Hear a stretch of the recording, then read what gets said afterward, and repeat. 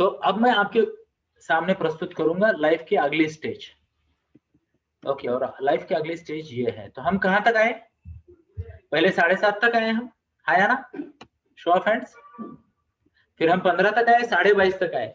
अभी ये देखो, ये क्या दिख रहा है आपको? ये स्टेजेस मैं आपको सिखाऊंगा। ये हर 7.5 साल की स्टेज है। और अगर ये स्टेज में बच्चे ने गलतियां कर दी तो अगले इसमें उसको बहुत पेनल्टी पड़ने वाली है। एग्जाम्पल के तौर पे, अगर मान लो कोई बच्चा छोटा है और उसका माइंडसेट आपने ठीक से नहीं बनाया, ये चीजें नहीं की पहले 7.5 साल में, ओके, तो अगले साल में, अगले इसमें जब आपको डिसिप्लिन करना है ना, तब आपको ये प्रॉब्लम्स इतने ज्यादा आ जाएंगे कि आपका बच्चा, आप बोलोगे यार बच्चा मेरा कंट्रोल में ही नहीं है। Are you getting my point? तब जाके बच्चा अगले स्टेज के लिए, मान लो 7.5-8 साल से 15 साल तक ना, बच्चों को स्टडी का बेस बनाना पड़ता है या ना? हैंड राइटिंग का, पढ़ने का, डिसिप्लिन का, ये सब चीजें हो जाती है। तो माइंडसेट अगर पहले 7.5 साल में नहीं बनाया तो कम से कम 2-3 साल तक बच्चा माँ बाप को रुलाएगा, तकलीफ देगा। फिर माँ बाप हमारे पास आते हैं काउंसलिंग को। Are you getting my point? अब हमने क्या देखा उसके बाद कि मान लो दूसरा लेवल है, दूसरे लेवल पे हमने क्या बोला? हैबिट और रिचुअल बना दो। हैबिट और रिचुअल, अगर हैबिट और रिचुअल बच्चे ने बना दिए, ध्यान से सुनना मेरी बात को, हैबिट और रिचुअल बच्चे ने बना दिए तो वो क्या होगा? 15 से 22.5 के बीच में, जहां पे उसको करियर का बेस बनाना है। इससे पहले वाले में क्या बना? स्टडी का बेस बना। उससे पहले वाले में लाइफ की वैल्यूज बनी। अगर 7.5 से 15 के बीच में बच्चे का डिसिप्लिन अगर नहीं बना, ध्यान से सुनना मेरी बात को, तो क्या होगा? 15 से 22 के बीच में बच्चा चाहे जितना भी आप उसके पीछे लग जाओ, जितना भी खर्चा करो, वो करियर के लिए रेडी नहीं हो पाएगा, है ना? तो अगले इसमें वो संघर्ष करेगा। Are you getting my point? आगे देखते, आगे वाला स्टेज। अगर मान लो उसने, ये नेक्स्ट लेवल की बात करते, 15.5 से 22 के बीच में मैंने क्या बोला कि उसको इंटर्नशिप चाहिए, जीवन के लिए रेडी करना है, ऑफिस पॉलिटिक्स के लिए रेडी करना है, और ऑफिस के लिए या करियर के लिए नॉलेज और स्किल बिल्ड करके इमेजिन करना। ये अगर वो नहीं किया तो क्या होगा?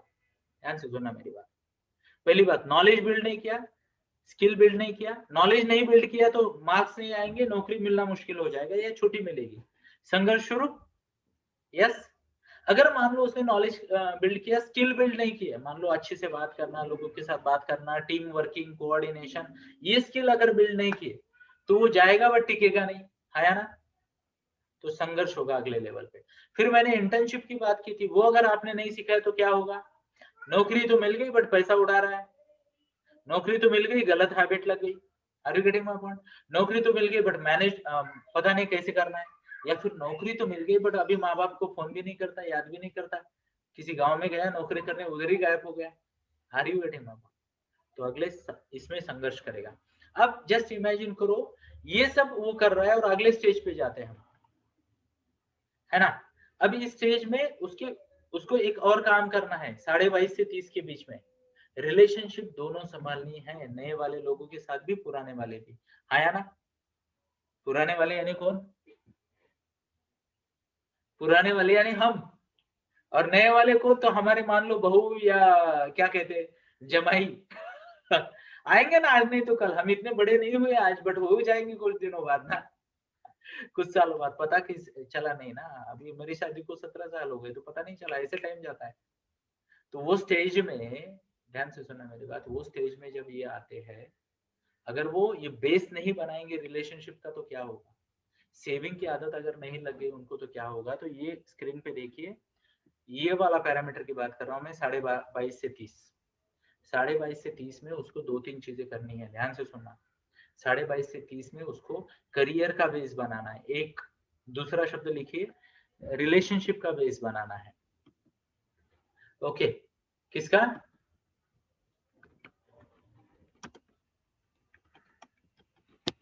यहाँ पे उसको करियर का बेस बनाना है, उसके बाद रिलेशनशिप का बेस बनाना है। आपको पता चल गया रिलेशनशिप का मैं क्या बोल रहा हूं?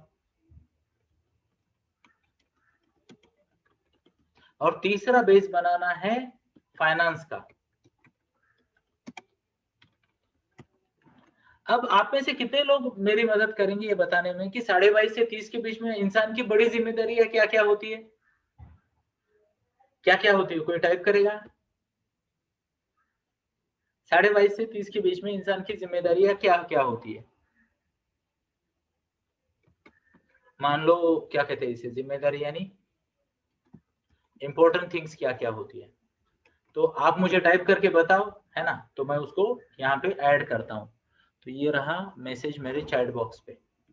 तो मान लो यहाँ पे हमें शैलेजा मैम ने बताया, यस मैं आपके सामने लिखूंगा एंड मुझे पता है आप बहुत अच्छे से गाइडेंस करोगे। तो इंडिपेंडेंट बनना है ना, तो यहाँ पे शब्द ही मैं डालता हूँ INDPENDENC, इंडिपेंडेंस चाहिए उसको किस चीज का, एक तो है करियर बनाना है उसको, करियर का बेस बनाना है ना। आगे देखते हैं और क्या बता रहे हो आप लोग। अच्छा जॉब, अच्छा करियर, आगे देखिए रिलेशनशिप, यस वो बात मैंने अभी अभी की, रिलेशनशिप का बेस बनाना है। और आगे बताइए, नौकरी, परिवार, शादी, शादी यानी रिलेशनशिप आ गई, ये क्या आ गया, रिलेशन, अच्छा वो स्पेलिंग ये स्प्लिट हो गया, give me 1 minute.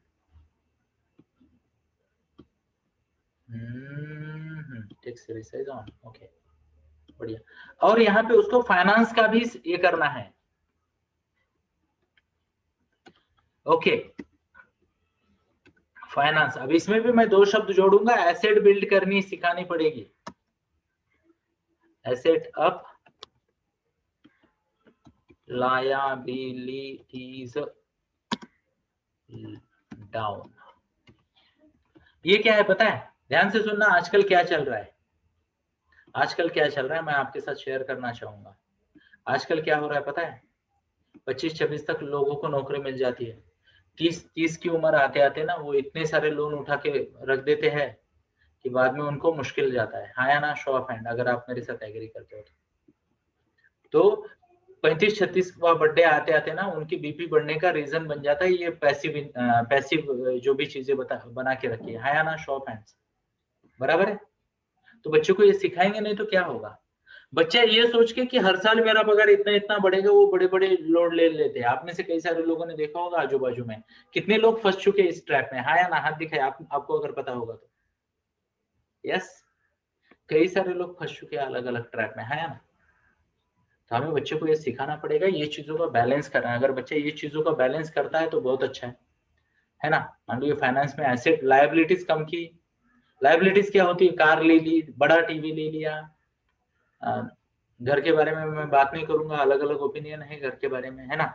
But car, TV, fancy चीजें, अननेसेसरी बहुत कुछ लिया, 1 लाख का 70,000 का मोबाइल ले लिया डिस्प्ले को। Are you getting my point? क्योंकि यहाँ पे आप देख सकते हो अगले वाले लेवल में जब वो जाएगा 30 से 37 के बीच में, यानी या तो हमारे लेवल पे या हमारे लेवल से एक लेवल पीछे, तो हमें पता चल जाता है खर्चे बहुत होते हैं जीवन में। आया ना, बच्चे की स्कूल है, बच्चे का एडमिशन है, ये है वो है, अलग चीजें हो जाती है ना बहुत सारी। अब अगर उसको ये पता नहीं होगा तो फॉरेन वेकेशन वगैरह वगैरह कई सारी चीजें और कई सारे अच्छे इनपुट आ रहे हैं, धन्यवाद सभी का, है ना। तो ये अगर नहीं हो उसने मैनेज किया पहले वाले में तो वो इसमें संघर्ष करेगा, है ना। तो ये हर लेवल है ना, ध्यान से सुनना। Life is divided into 7.5 year के साइकिल में। अब मान लो वो बच्चा बन गया कितने साल का, उसका अगले वाला एज ग्रुप में लेके जाते हैं उसको, तो बच्चा यहाँ तक आया। अब 37 से 45 के बीच में क्या होता है पता है, मोस्टली आपके बच्चे ना करियर के बेस पे आ जाते हैं, आया ना, करियर के बेस पे आ जाते हैं। और अगर आप स्वयं तैयार नहीं हो उनको सपोर्ट करने के लिए तो दोनों में से एक की वाट लगेगी, या तो बच्चे के आगे वाली चीज की, उसके करियर की या बाकी चीजों की, या फिर यानी उसके बच्चे की बोल रहा हूं मैं, या तो फिर उसकी खुद की। आप में से कुछ लोग ऐसे होंगे जिनको पता है कि यार मेरे को उस वक्त थोड़ा और सपोर्ट मिलता तो मैं कहीं और होता। कोई है इधर ऐसा? कई बार ऐसे होता है ना कि माता पिता एग्जॉस्ट हो जाते हैं, प्लानिंग प्रॉपर नहीं कर पाते, तो बच्चे को सपोर्ट नहीं दे सकते। तो बच्चों को वो भी सिखाना पड़ेगा, उस लेवल में वो काम ज्यादा है, या फिर हम खुद प्लान करें। अभी तो हम उस स्टेज में है ना। एग्जाम्पल के तौर पे टुडे व्हाट, मेरा 40 सेकंड चल रहा है, मेरी बेटी अभी 10th में है, तो मैं अभी विजुअलाइज कर पा रहा हूँ ना अगले 5 साल ग्रेजुएशन तक उसको एजुकेशन होगा, बाकी चीजें होगी, उसके बाद लाइफ की सेटलमेंट होगी, है ना। तो आई शुड बी प्रिपेयर्ड। अब अगर एक साइकिल में प्रिपेयर्ड नहीं है तो अगले साइकिल में बहुत संघर्ष होता है ना। एग्जाम्पल, अगर मैं फाइनेंशियली प्रिपेयर्ड नहीं हूं और मेरा बच्चा आ गया 10th में, उसकी ग्रेजुएशन, उसका ग्रेजुएशन होते होते दूसरा वाला आएगा उसका ग्रेजुएशन, तो ये 8-10 साल फेज चलेगा। या तो मैं प्रिपेयर्ड हूं तो मैं काम हूं, या फिर 7-8 साल मेरा सिर्फ सेटलमेंट में और एडजस्टमेंट में जाएगा, है या ना। अब उसके अगला वाला फेज देखते हैं, अगले वाले फेज में क्या होता है लाइफ के, ध्यान से सुनना। ये जो फेज है 45 से 52 के बीच में, कभी कभी ना ये यहां से यहां तक फेजेस ना एक दूसरे में ओवरलैप हो रही है आजकल, क्योंकि समय पे शादी होती है, किसी की नहीं होती आजकल, है ना। शो ऑफ हैंड्स अगर आप एग्री करते हो तो, कुछ लोगों की होती है, कुछ लोगों की नहीं होती, तो वो फेज होती है। तो मान लो ये जो फेज मैंने आपको बोली 45 से 52, 52.5 तक, यहाँ पे आपको ना, आप ट्रांजिशन में होते हो, यानी आपको, आपके बच्चे आपसे अभी बाहर जाने वाले शुरू हो जाते हैं, है ना, एग्जिट रूट। तो यहाँ पे आपको बच्चे को भी सेटल करना है और आपका अपना भी आगे वाला सोचना है। Are you getting my point. यहाँ पे कई सारे लोगों के हेल्थ के चैलेंजेस आते हैं, अगर पहले वाले में हेल्थ का ध्यान नहीं दिया, अच्छे से नहीं किया, तो यहाँ संघर्ष होगा, हाँ या ना, शो ऑफ हैंड्स अगर आप एग्री करते हो। अब आखिरी वाला टप्पा ध्यान से सुनिए, जो लोग इधर से प्लान करते हैं वो इधर इस फेज में रिटायरमेंट प्लान करते हैं 52 से 60 के बीच में, और जो लोग इस फेज में सही तरीके से प्लान नहीं करते 45 से 52, 52.5 के बीच में, वो 52 से 60 के बीच में उनको लोन्स लेने पड़ते हैं। क्या आपने ऐसे लोग देखे जो 50 के बाद भी लोन लेते हैं? देखिए ऐसे, देखिए तो टाइप करे, आए या हाथ दिखाए, कुछ तो करे, लेना पड़ता है क्योंकि लाइफ में ये नहीं है। तो फिर रिटायरमेंट की प्लानिंग करे या लोन के हफ्ते भर रहे। Are you getting my point. और अगर आप ये इसको ध्यान से देखोगे तो ये पूरी जो सिस्टम है ये 7.5 साल के साइकिल में बटी हुई है। और ध्यान से सुनना, ध्यान से सुनना, हमारे पूर्वज बहुत पहले से जानते थे एक साइकिल में अगर आपने गलती की 15 से 22 में, अगर बच्चे ने ठीक से पढ़ाई की तो 22 साल में उसको बड़े पैकेज की नौकरी मिलेगी, हाँ या ना। नहीं की तो क्या होगा, 22 साल के बाद बच्चा हर जगह पे रिज्यूम लेके घूमता रहेगा, 7.5 शुरू, फिर छोटी मोटी नौकरी मिलेगी, फिर बहुत बहुत मेहनत करके थोड़ी थोड़ी पगार बढ़ेगी, बट बड़े लेवल पे कभी नहीं जा पाएगा। Are you getting my point. फिर भी अगर बच्चे ने बहुत ज्यादा जल्दी स्किल एक्वायर कर लिया, नॉलेज एक्वायर कर लिया, तो हो सकता है 2-3 साल में नई जॉब में जो भी मिला वहां सेट हो जाए, नहीं तो ये संघर्ष बढ़ता रहेगा, हाँ या ना। क्या आप एग्री कर रहे हो। मान लो 7.5 साल तक अगर आपने बच्चे का माइंडसेट पॉजिटिवली बिल्ड नहीं किया, आगे चल के वो बच्चा आपको तकलीफ देगा। 7 से 15 के बीच में अगर आपने बच्चे की आदतें नहीं बनाई अच्छी से, आपने अच्छी आदतें नहीं बिल्ड की, कितने लोग जानते हैं आप में से, मैं मेरे बच्चों की अभी आदतें बिल्ड कर रहा हूँ। फाइम क्लब क्या है, मैं आपको तो ऐसे ही बुला लेता हूँ, मेरे को मेरे बच्चियों को 5 बजे उठाना था। अच्छी आदतें, अच्छे संस्कार, अब नहीं करेंगे तो आगे संघर्ष करेंगे वो। Are you getting my point. और ये जो स्टेजेस है ये हमारे पुराणास में, वेदास में, जैसे मैं आपको बार बार दिखाते रहता हूँ, इधर मेरा वही रखा हुआ, ये प्रॉपरली डिफाइंड है, ये स्टेजेस है। और जो आदमी पहली स्टेज में लापरवाह है वो अगली स्टेज में पेनल्टी भरेगा।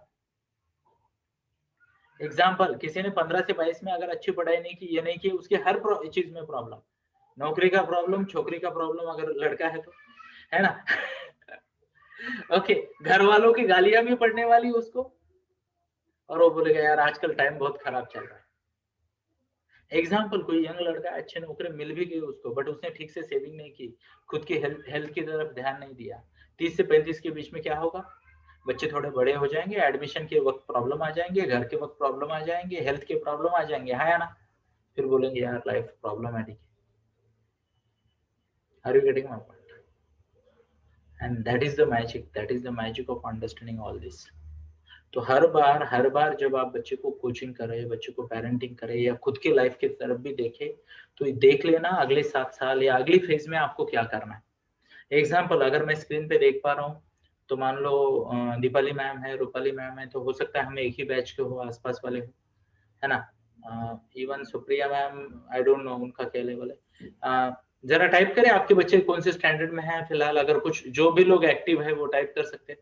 तो मुझे पता चलेगा, तो मैं आपको और थोड़ा प्रिसाइज इंफॉर्मेशन दे दूंगा।